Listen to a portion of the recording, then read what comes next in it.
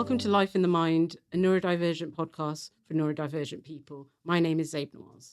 And I'm Murray Spear. And I'm Joy Amy Wigman. Today, we've decided that we're going to talk about animals because animals and neurodivergent people, we seem to have an interesting relationship. Yeah, there's definitely links. Yeah, whether it's support animals or whether it's just pets or going to the zoo. Instantly singing that song in my brain. Going to the zoo, zoo, zoo. How about Atlas Assistants have got some interesting thoughts on kind of support animals in general. So one of the things is deep pressure stimulation, which helps calming and grounding. So when you've got a dog on your lap, that kind of thing. Response interruption and reminders, so managing daily activities and emotional regulation.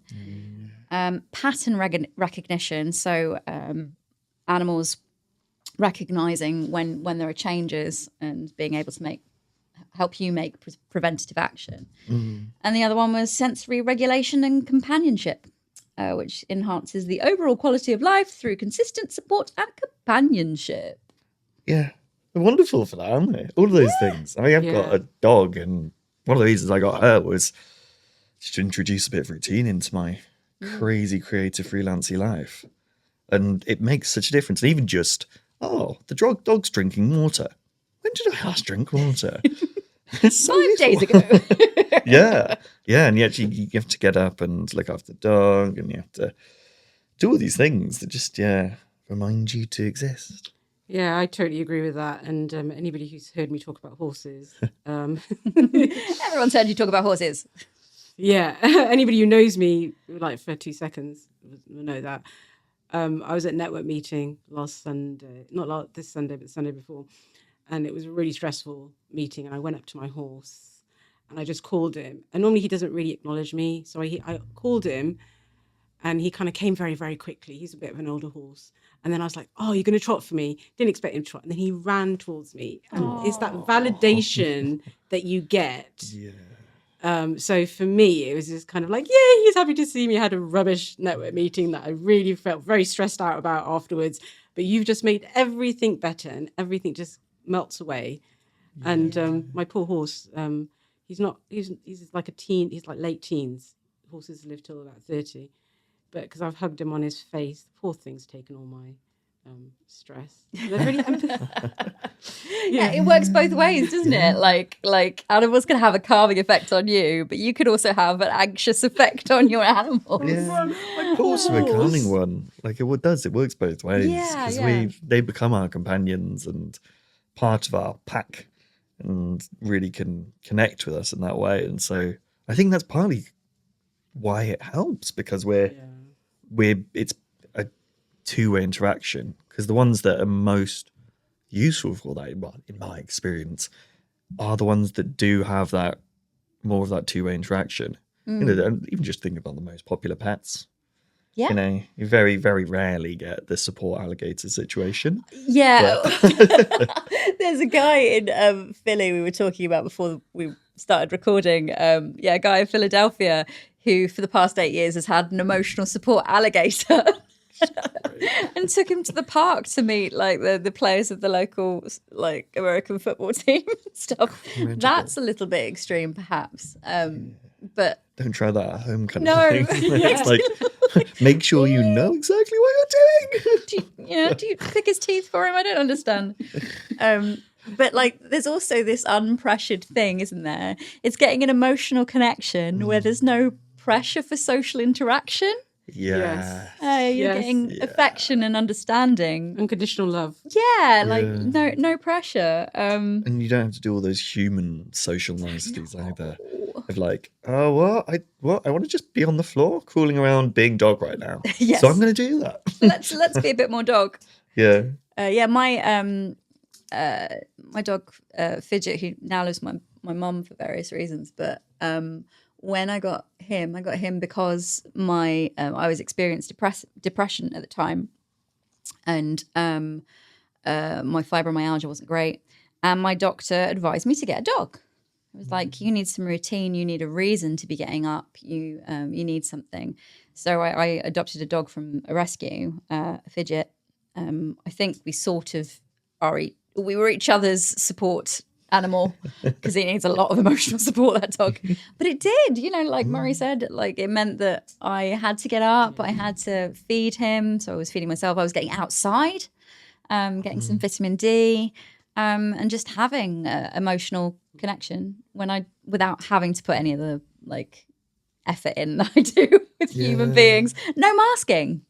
No masking with dogs. Be yourself and unapologetically just be yourself, and know that they're just going to take you for who you are, and know that it's a very much a two-way thing. I think I've had my horse 13 years, and I know my horse inside out, that when he needs me, I'm there for him, like no matter what. And it's and it with glances. If you've had your pet, your animal, whatever you want to call it, it's just, you just know the little things, isn't it? You'll know that your horse is, when my horse looks at me in a certain way, I know horses don't roll their eyes, but I'm sure he rolls his eyes.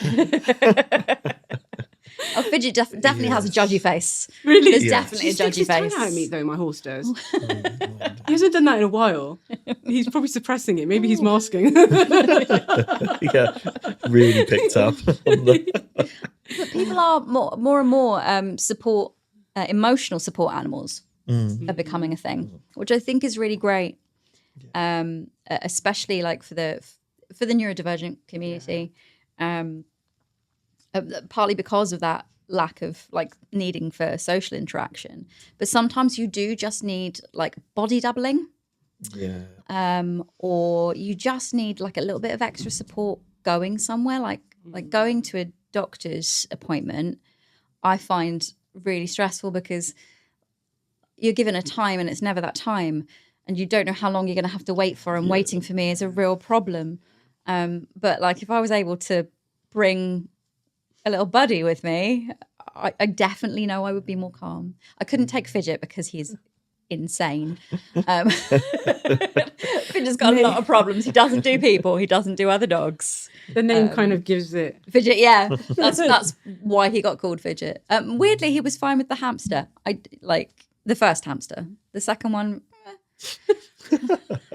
Oh, you've got a good hamster story as well. Oh, yeah. Weirdly, like story. we were talking about hamsters, but I've actually got in my pocket, I found a little hamster in my pocket. So if you're watching, you can see a little picture of Eric Cantona, the hamster. Eric Cantona. Oh, that's what I call my childhood hamster, and this looks like Eric Cantona. But as an adult, I have owned hamsters. Like traditionally, they're like a child's pet because they only live about 3 years. But when I had broken up with an ex-boyfriend who I'd been living with, I had moved in with a friend of mine. I was on my own again, and my mum bought me a hamster, and she said it was a boyfriend replacement. But actually, it was a lot of being able to care for someone was really good for my mental health. Yeah. Tyrion Hamster is what he was called. He had a little sign of King's Landing on his cage. But he was great. Because This hamster just scheming away. he was a schemy little hamster. He wasn't bitey. He was very friendly. Because I'm quite well endowed in the bosom area. He could just sit sort of on my bosom, and I could just carry on doing my tasks around the house with like a little hamster. But that's also like having a little heartbeat on top of my heart. Yeah. And feeling that like calming connection, a little bit of kind of co-regulation-y type of stuff. Yeah, co-regulation and also like pressure. Because sometimes pressure and weight is very helpful. Actually, that's an interesting, because that's where you do like butterfly tapping and various different tapping things. Yeah. So actually, that's an interesting whether there's a connection. Please, someone tell us if someone knows that. That would be great to hear. Hamsters like tippy tapping across your chest. Maybe that's a new therapy. See, that's interesting. Bunny's sitting there and thumping. See, that's interesting because when Harvey was not well last year, and I said to him, "Look, my father's been fighting. You need to fight as well. And I'm going to look after you now. You've looked after me for the last 13 years. He started grooming me here. So that's interesting you're saying about that. Like over the heart area. Yeah, he could have done it on my head, he could have on my shoulder, but he literally groomed here, right on my heart. That's really interesting. And he's never done that before. So that's a really interesting point. If anybody knows it, would love to know. Yeah, that's really interesting. Maybe they do go for an area that is vital in some way, or they recognise as something else, or it's just happenstance. But that's really interesting. But horses do pick up on heartbeats, because in the wild they've got to be aware of their surroundings with predators. So the horse will always mimic your heartbeat. So if your heartbeat's really fast, the horse will, my horse certainly, it does when I'm really stressed out about something. But then if I calm myself down, then my horse mirrors it. Right. So from a horse perspective, it's certainly that way. So it'd be interesting about other animals, whether they kind of... That's brilliant. Is that part of the... Have you found that out through, do you find that in the work you do with HHPDA? It is partly through that, but when I did my horsemanship, and I learned about horsemanship, the trainer, Monty Roberts, he had a heartbeat monitor on, and he had the horse's heartbeat monitor on. And so he would show that when I reduce my energy, the horse reduces it as well, because it's looking at me for guidance. That's really fascinating. That's really interesting. Yeah. Especially, I guess they've been selectively bred as well, and that bond between horse and human has been nurtured over thousands of years.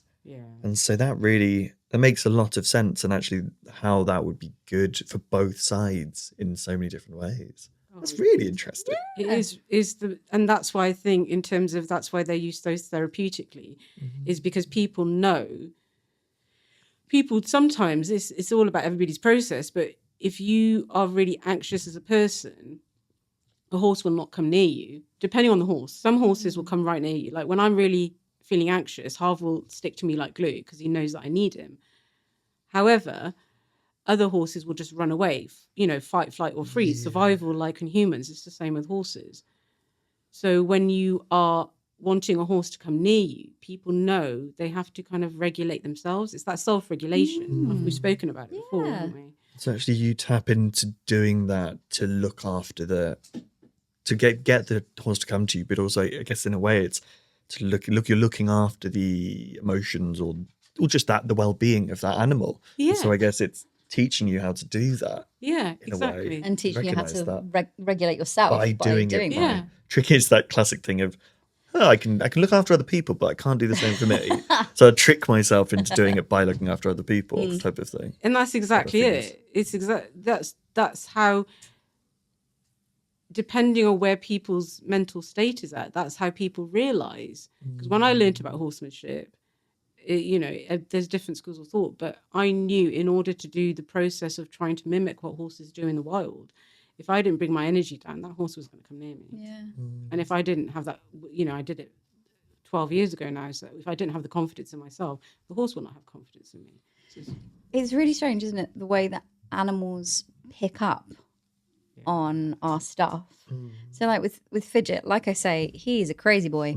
He's like a fat old crazy boy now.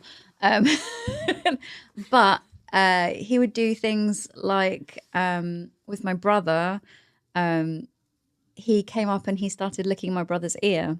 My brother has hearing loss. Or he would go and he would sit next to the person that's not very well. One of our colleagues shared that her dog would come and sit by her just before she had a seizure. Yes. And pick up on things. And that's a thing for epilepsy support dogs. Yeah. That's a thing. Yeah, because they can tell that something's different. Yeah, something's changing. I did have, it's not really a neurodivergence thing, but with the fibromyalgia, I had like a fibro crash when I got through my front door. So I just sort of fell on the floor and didn't move. And Fidget came up and he brought me a toy, first of all. And then he brought me some food. And then he was sort of like sniffing at me. And then he went and got my housemate. Oh, wow. He went and like scratched at his bedroom door and got me help. He was like checking. And he's not a support animal. He's got behavioural problems. He's had violence done to him in his past. And he can still pick up on when something's wrong. I think that's amazing. Yeah, one of my family dogs growing up was wonderful for that. Yeah. When my chronic illness first started and I spent days on end paralyzed on the sofa, she would come and sit by me when I needed it.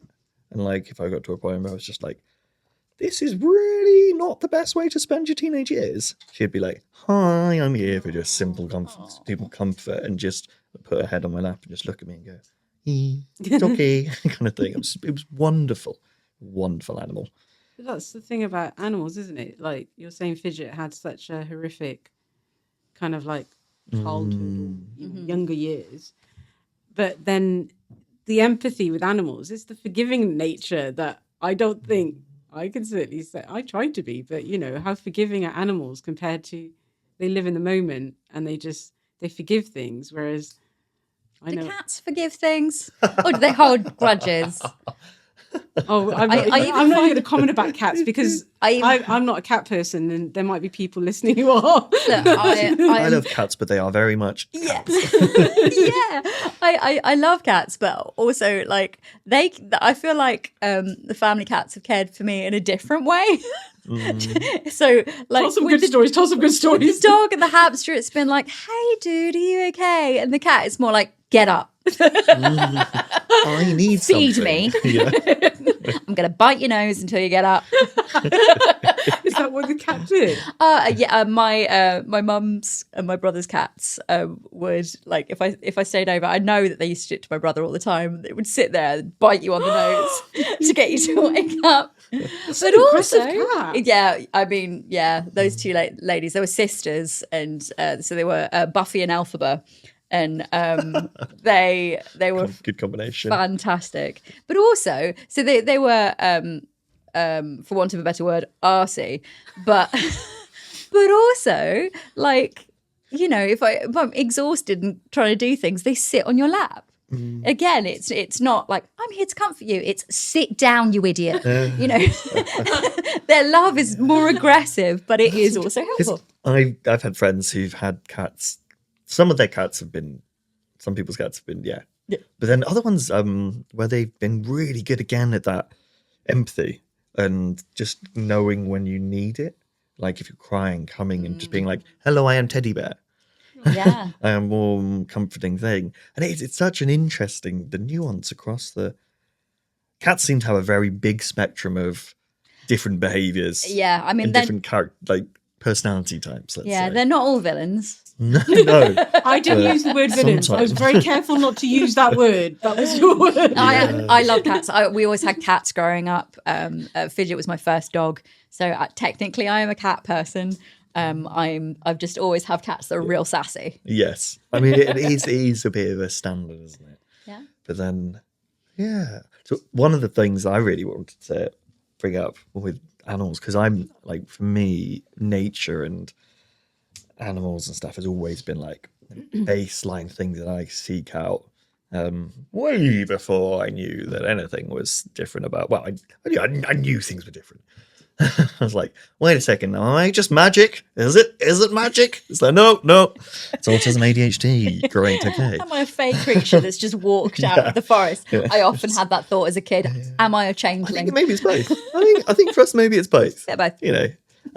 But it's going out into nature and watching birds or like seeing a deer and seeing otters or a kingfisher whizzing past. And I was on a walk yesterday and midway through a conversation with someone, classic ADHD. Oh, it's a kestrel.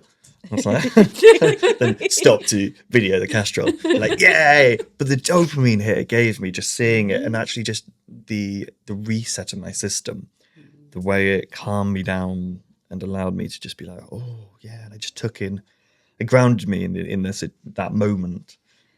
So much more just seeing. That's really interesting because I'm only like seeing it from an autistic point of view. But to see the calming effect, but also the dopamine buzz that it would give you from an ADHD point of view. Nature's great for it because nature's chaos.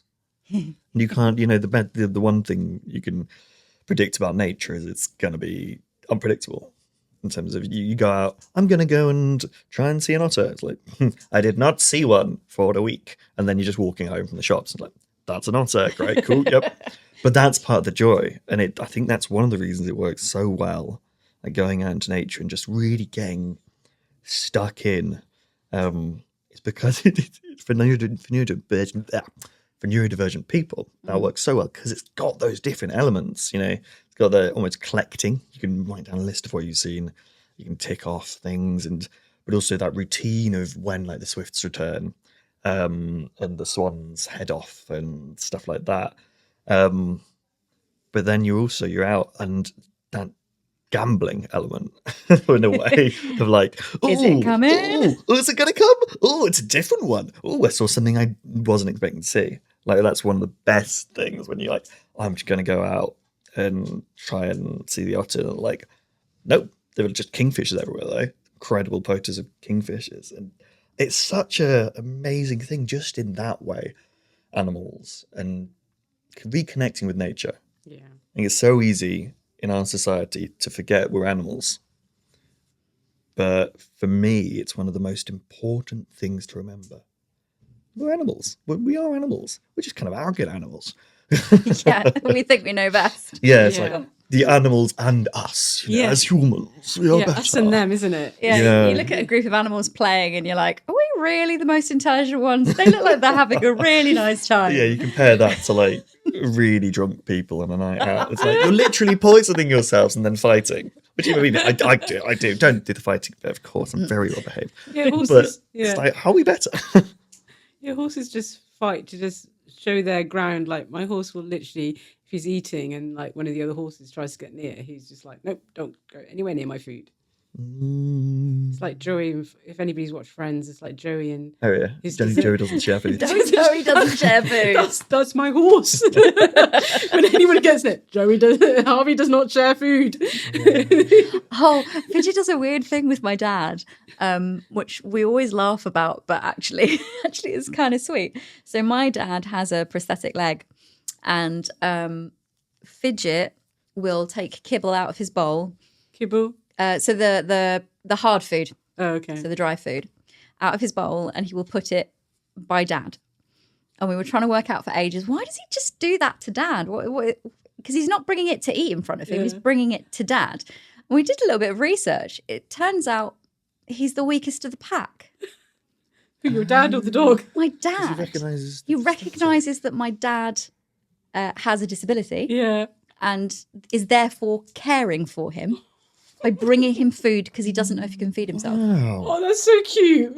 that's Incredible. Yeah, because I know that that's a behaviour in wolves. One of the most ridiculous beliefs that has seeped its way into our society from misunderstanding how wolves work. The alpha male, that whole leader of the pack thing. It's like, actually, no. They provide. They're really holistic, and they provide, and they go at the pace of the slowest. And If anything, obviously they're the nuances mother of to the that. pack. They But yeah. Yeah, and so that makes sense. But doing that, having that in dog, especially dog, it's so far removed from. I know, I'm just seeing Fidget in a wolf pack. Maybe we'll put a picture of Fidget up, but he's a Westie Maltese cross. Yeah, he's Very not wolf. tiny, very not wolf. Oh no, I can imagine like a pack of fidgets in the post-apocalyptic world really ruling the roost. oh God, Massive pack of fidgets. yeah. Piles Oh. of food. Piles of food for like the weakest of us. Yeah, that'd be amazing. Wow, it'd be the fidgets versus the AI robots. I'm the writing that. apocalyptic Fidget, world. Fidget versus the AI. Harvey can be the sidekick. Harvey will not care. He'll be in his own world if there's grass. He will just be like, Yeah, that's a good point. They eat grass down there. They're not going to eat fast. Yeah, no, but yeah, he won't care. So he'd be like Harvey, and he'd be like, "What?" And he's like, "If you've got food, he'll come to you. If he's not, he'll just like laters." Yeah. So what about support animals, whether when they're not official support animals, being able to go into public spaces? It's such an interesting topic because I've wondered about it because my dog is in many ways my support dog, like support animal, but isn't officially my support animal. Yeah. So can you take him into the supermarket? Yeah, and do I want? Yeah. Do you want to? Which is a constant battle in my own brain of like, this would be great sometimes, but if she's in the wrong mood, I'm not in the right space. This does not work. But yeah, the actual allowance.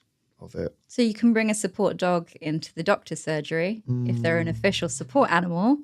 What's an official support animal? So Get it registered. And they're registered. They've had official training. They'll have like a little, a cute little coat, cute fancy little coat. So they have to have a fashionistas. certificate and Yes. like a training and like Yeah. and literally that sounds so weird. I know, it is Because really they're just strange. being themselves, but they have to be like Well, sometimes verified. it's for extra stuff, and I guess it's that history where historically they've people who blind, deaf, epilepsy, all these kind of things where they're the old version of disability Yes. rather than Yeah, the yeah, social yeah. model of disability, which we're now more in. But for things like we're moving, but actually for mental health, neurodivergence kind of things, as well. Anxiety. Yeah, Anxiety support massive dogs. thing. But it just seems like the animals, as long as they're safe around humans, the animals are just being themselves. Yeah, So again, we're just trying to put animals into boxes as well by making sure they've got the training and certificates. I just found that really odd that they have to be. I understand the logic. Yeah. The logic I understand, but on the other side, just to kind of put a metaphorical spanner in the works, I just find it really odd. The animals are just being themselves, and we have to label them and put them in a. yeah, that is a good point, because actually, like, the point of them being there is to be animal. Just be there. Hello, just be animal. there. Be animal for me, so I can human better. Yeah, yeah, right. So I can try to be Help me human, Help me and human. fit in, whatever that looks like. Well, that would be a good spin-off series. Help think me that would be- human. Help me Advice from human. neurodivergent people. How to be? Help me human. The 5 steps how to be human. I think I don't think I can. Murray do that. mentioned that we should write a sitcom that is about neurodivergent people. I think we should call it Help Me Human. Help me human.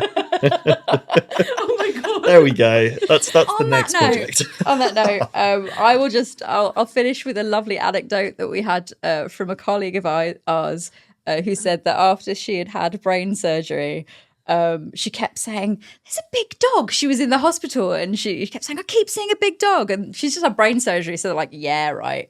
And then a couple of weeks later, she found out the hospital have massive therapy dogs that go into the neurological ward, but no one had told her, so she just thought she was hallucinating a dog after brain surgery. Worst things to hallucinate. That is true. That is true. So, folks at home, we'd love to hear your thought on support animals, whether they're official ones or whether they're your emotional support crocodile. We'd love to hear your stories and your thoughts about it. So, And drop us ways a you comment. found just animals, your connections with animals from a neurodivergent standpoint, or for neurodivergent people around you. It's such a rich topic. Yeah. Lovely.